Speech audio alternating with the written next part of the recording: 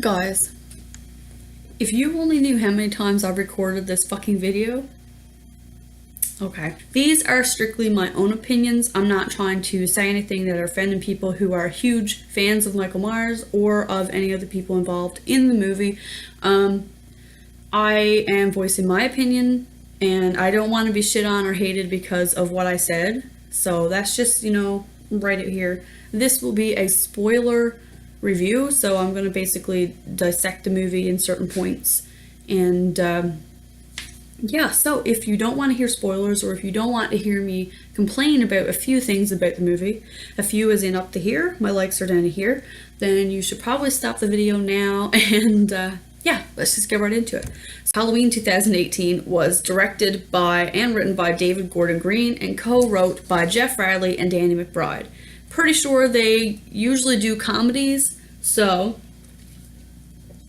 with those little comedic parts in the movie, they did pretty well, because there are some funny moments that I like, but I also didn't like, because it's a horror movie. I don't like too much comedy in horror movies, but that's that. Anyway, so Halloween is a sequel to the 1978 horror classic of the same name. I recommend that you check out that movie before watching this movie, so it gives you an idea on who the guy was, who Laurie is, and the backstory basically. So Jamie Lee Curtis returns to her iconic role as Laurie Strode in this 2018 sequel, Nick Castle playing the Shadow, and James Jude Courtney as Michael Myers. Laurie has since had a failed marriage and a daughter named Karen. And a daughter named Karen, played by Judy Greer, whom you've seen in countless movies. They don't have a serious relationship, as Laurie tried to prepare Karen of Michael's return since she was a child, teaching her how to build traps, shoot a gun, the mom and daughter bonding moments that you're supposed to be having when you're growing up. These things made Karen hate Halloween, hence why she wears a Christmas sweater in the movie, and despise her mother in certain ways. Laurie, you can see, is struggling from PTSD and does have problems. It's clear that she likes to drink, and it's clear that she has been plotting, planning, and preparing for years for Michael's escape, as if she knew it was going to happen exactly 40 years later. So Karen is married. She is married to a man who, he's probably my least favorite actor in the movie, or not actor, just in that movie, my least favorite character. And she has a daughter named Allison. So Allison is played by Andy Machiak. I'm bad, I butcher names all the time. And she wants to understand her grandmother and have her around and build a relationship, but you can see that Karen, her mother, doesn't really want that. She just, I don't know. So anyway, they're a dysfunctional family trying to make things work, basically. So it all begins when Michael escapes the insane asylum after 40 years. 40 years later, Michael Myers is still locked away in an asylum, and for some reason, these British podcasters located some evidence to the case and insisted on visiting Michael and, showing him the old mask and all this crap, and all the people in the asylum start, shaking and, being who they are or whatever and sketching out, except Michael, he doesn't move. And here you think, okay, this is the beginning. These podcasters are going to figure shit out. They're going to go do this and do this. But they don't. They don't. I don't understand the podcasters and why they would even bring the mask, but that is what it is. They leave, they go to do an interview with Laurie, where they get a first glimpse of her condition and I guess her new way of life. Clearly, she doesn't want any doings with the interview. She just wanted her money, and she's like, fuck off. I don't want to deal with this no more. So they leave, and then it cuts back to, Allison celebrating something for school, and her grandmother's supposed to show up, even though Karen don't want her to. And what really intrigued me next is Laurie's parked outside of the insane asylum with a gun, and it first kind of looks like she's going to kill herself, to me. And then all of a sudden the bus crashes, and they don't know how it happened. My thought was that Laurie actually shot the tires herself or caused the accident, and where she has her mental condition, she didn't want to admit it. Like, she said, I was hoping for his escape, so obviously she must have tried. But then you cut to where it actually happened, and that fucking Dr. Loomis wannabe guy is there, and he obviously had to have been the one to cause the bus crash, because for one, he's the only one who survived, and he's just fucking weird. He's obsessed with Michael Myers and the whole story, which to a point was good, because, you know, when somebody's obsessed with something, they do extreme things and take things to another level. But his character was also a little bit too much and a little bit strange, and it kind of ruined it a little bit for me, I guess, in a way. So anyway, why the inmates are being transferred, I have no ideas. I don't know. Why would they transfer him after 40 years? He was there for 40 fucking years. And then go transfer him on Halloween, 40 years after not even escaping, and then this happened? I don't know. I don't know. I think the movie was all over the place. So anyway, where am I to? Okay, so Laurie was waiting for him to escape, which I already just said. Blah, blah, blah. Another theory was that, so instead of breaking it down from scene to scene like I was originally going to do, I'm just going to chop it off and dip into things I liked. So, what did I like about this movie? I love the outfit choices of the cast. I thought they were fitting. I thought they were dressed like regular people and not like little slutty teenagers and, you know, like over-dramatic adults. I think they look real, which I liked. The high school students looked like students. They didn't look like they were in their 30s playing 16. So that was actually neat too. I enjoyed the female characters. I thought they were very strong, and kind of how they merged together in the end. The last 10 to 15 minutes were probably one of my favorites, when they actually trapped Michael in the basement and caught him on fire, or the building on fire, not him. And I think that really made it, like, there's a part where she's like, booyah, I tricked you, basically. So I like that. I thought that was a good idea. I like the flashbacks and little bits that brought us back to other movies, like The Ghost Sheet, when the babysitter gets killed and the sun hat is hanging on the wall. I love the little kid that she was babysitting. He was so funny. That's probably the only bit of humor I enjoyed, was the humor that he had. And he was, like, to the point. Like, he's like, you know what?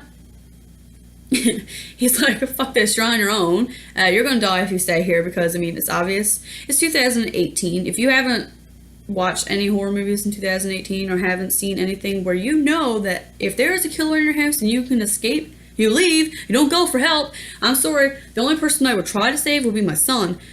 That's it. Other than that, you're on your own. Like, fuck it. Nobody would come get me. So, that's how I think about it.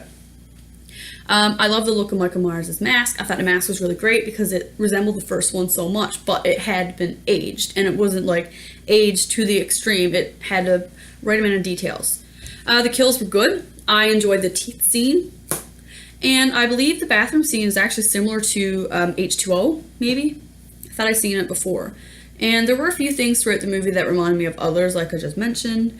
I loved how they showed more gruesome kills, but how they didn't really go overboard with them, because I find I like overboard. I love gore and stuff, but for this slasher movie, I think they did it good because they kind of did like some off-screen kills, which made me, you know, just remember the original movie and how those kills were done, and it was just great. The only scene I wish I'd seen more of was the babysitter. I really want to see her slaughtered better. But I liked how they put the sheet over her, and then when he took it off, she's all... Argh. And I really liked the jack-o'-lantern of the head of the police officer. I thought that was really nice. Really cool. Let's just move into my dislikes, because there are a lot. And here's where you're probably going to be like, you know what, fuck you and all this crap. But I'm not trying to call out the movie. I just think that there was too much going on. It was too rambly. There was just too much story. The podcasters, why I expected them for like the majority of the movie, and then all of a sudden Michael Myers magically knows where they're to and kills them. I'm like, for one, how the fuck he know where they're to? For two, why'd they die already? What was the purpose of this? Why were there podcasters? If he was going to escape in the beginning, why put that in there? I don't understand why they put it in there. But there is a little twist thing that I think, I don't know, it's been playing on my brain, and I don't know if it's like just bullshit or if it's just my brain overthinking it. But I'll get to that after. I think there was too much jumping back and forth between the characters.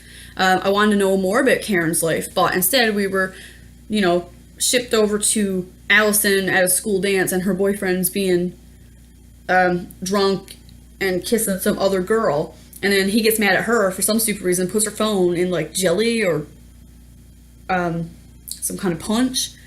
What was the point of that? Then she said, oh, he gets like this when he's drinking. Well, bitch, we don't really know who this guy is. I don't even remember his name, for one. For two, how are we supposed to know that this is what he gets like if that's the only thing we've seen?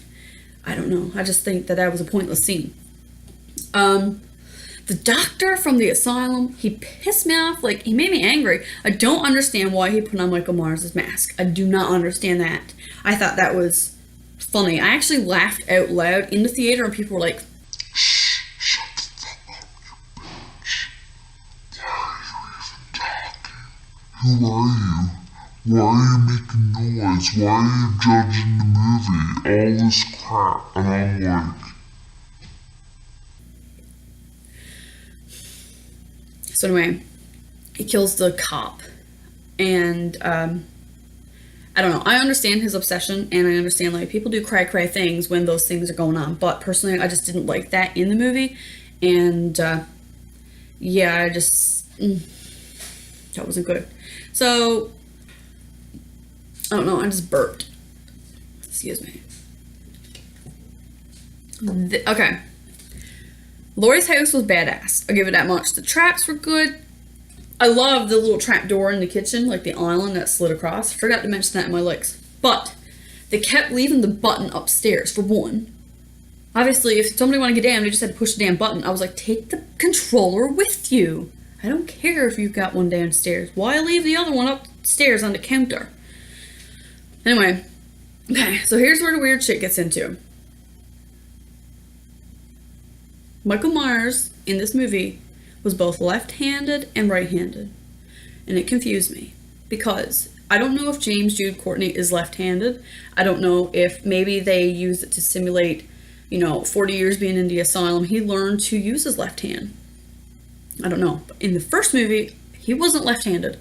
And to see him pick up a hammer left-handed, it was really awkward because I'm like, But that's not where the whole left-hand thing kind of triggered off. It was when they first went into the asylum. Why did he say, oh, your left shoe is untied, you gotta fix it because this other inmate got something to do with whatever. And then I was just like, why are they talking about the other inmates? I mean, that's just, are they just adding to the story? I don't know. No, this is what I got here.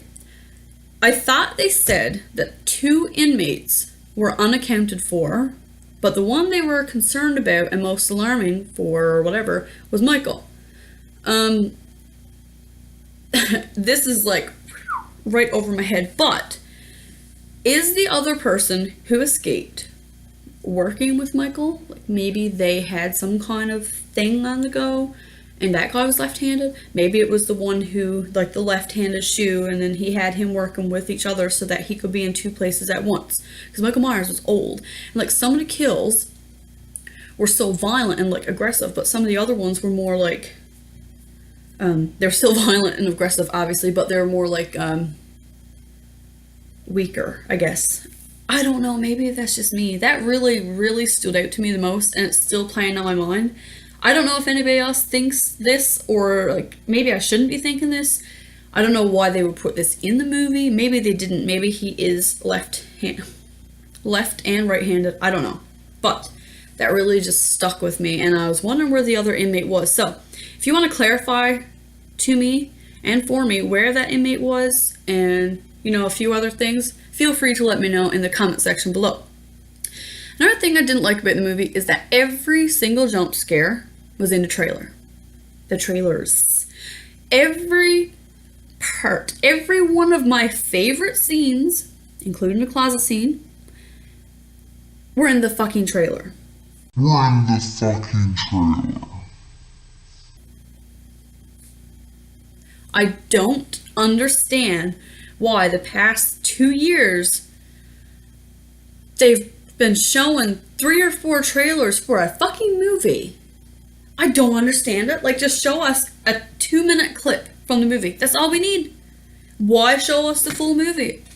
I was so pissed off. Like, the closet scene, if that wasn't in the trailer and I went into the theater and I watched it not knowing what to expect, it probably would have got me. And it probably would have given my rating for this movie higher. So, I don't know. Like, that just really pissed me off. I was so mad. I'm still mad at that. And I try not to watch trailers, but you know, you just always want to watch trailers. I do anyway. I'm not watching no more.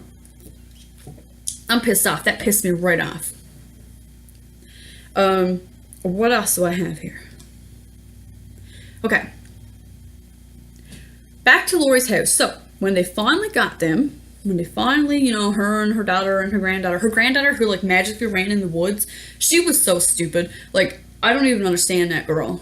But anyway, there's a lot of things that I could really, really nag on, but I'm just not going to yet. Unless somebody wants me to go live and we can have a live discussion, maybe we could do a group chat where we're talking about the Halloween movie and voicing our opinions. Okay, so back to the house. I love the house. When they trapped him downstairs, this is what I don't understand. You've been waiting 40 years to kill Michael Myers. You finally trapped him in your basement with a load of guns, mind you. And he's there with fire surrounding him. You don't shoot him.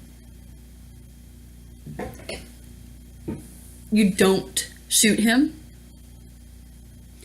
I will fucking shoot him. If this was me, I would shoot him. I know. I've been talking to a few people and they're like, well, maybe she wanted him to suffer for all the years that she has suffered. I get that. I really do. I mean, for one, she did chop off like 2 of his fingers on his left hand. You notice these left-handed things? I've been noticing things, okay? The one scene I'm trying to figure out is what hand did he grab Missy with or Karen, when he was trying to pull her back down in the basement. If that was the left hand, I don't think that's Michael Myers. Maybe that's just me. I have no idea. But, okay. Why not shoot him? I don't understand. You waited 40 years. You'd be fine. If you shot him, he would have been dead. You wouldn't have to worry about it. You mean to tell me that you expected that fire was going to burn him down? No way. You locked him in a basement with all your tools, your things to survive. Yeah, the house caught on fire, but you know at the end anyway that he survived because you can hear him breathing. But that's why I'm kind of thinking that it was the insane asylum patient. I don't know why this is stuck in my brain. Can somebody like beat it out? Because I'm really stuck on that theory. So to sum it all up, I want to give my rating. And the rating was a 7 out of 10. Both me and my boyfriend agreed that 7 out of 10 was the perfect rating for the movie because although the movie was all over the place and there were a lot of things that we didn't like, it was still a strong movie and a decent comeback for a sequel. With that said, even though the story was a little off and not smooth and it did include a few unnecessary things, the rating would have been higher if it wasn't for that reason. I'm pleased with the job that they've done and how much work was put into it. The acting was superb. I can't complain about the acting aside from I just didn't like the dad, like the character in general. I just didn't really like it. And I love seeing Jamie again. So I could go on, but I'm about 20 minutes in and I'm not going to. This is a personal opinion. Again, I want to let you know. I don't want to be hated for it.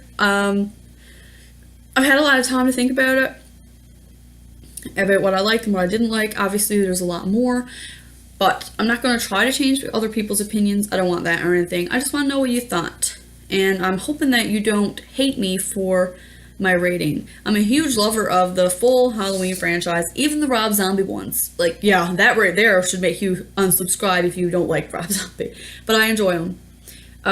But after all of the hype and the excitement I had for this film, I expected so much more, so it kind of let me down a bit. Will there be another film? Yeah, No doubt in my mind. Will they kill Laurie this time? Leave her daughter to carry the name? Maybe. Maybe. With this 2018, you know, the women are being powerful and everything, which you see in this movie. Maybe her granddaughter is going to be psycho or whatever. Michael's getting old as fuck. So for the next movie, it's either he's going to die and Jamie's going to die, or, I mean, Laurie, or something else. Another theory I had was maybe while he was locked away in the asylum, No, it's not. Maybe while he was in the asylum,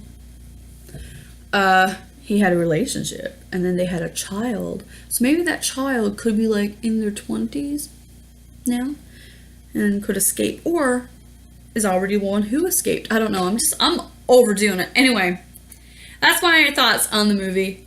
Again, if you want to go live sometime and have an open discussion about the Halloween movie strictly and voice your opinions without being shanked or whatever, we can certainly do that. And anyway, if you have any opinions, feel free to leave them in the comment section below. Don't hate me. Don't leave nasty, trolly comments, because for one, it doesn't really bother me. For two, I don't really care. And for three, you're just spamming me with bullshit. Anyway, subscribe if you're new, and until next time, creep it real. In the head when the house was on fire.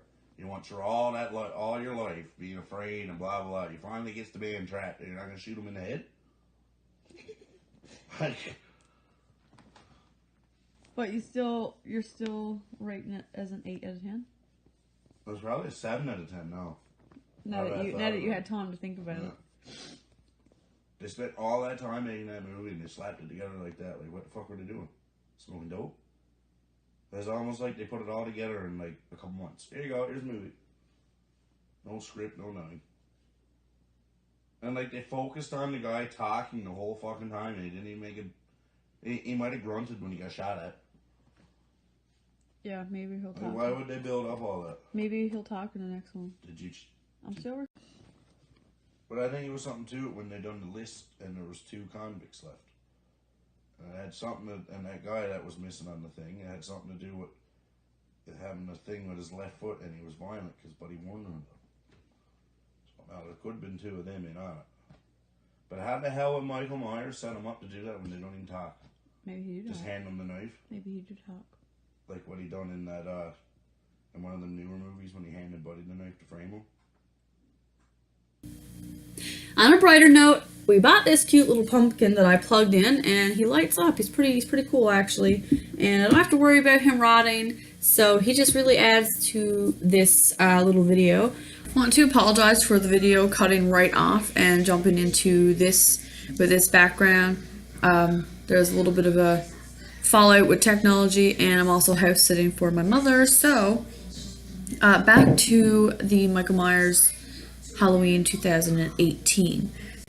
We're gonna try this again. This is probably my 10th time recording. Everything just seems like it's going downhill, but we're just gonna skip over all that hunky-dory stuff and jump right into the Halloween 2018 movie review, which has almost been a month since its initial release.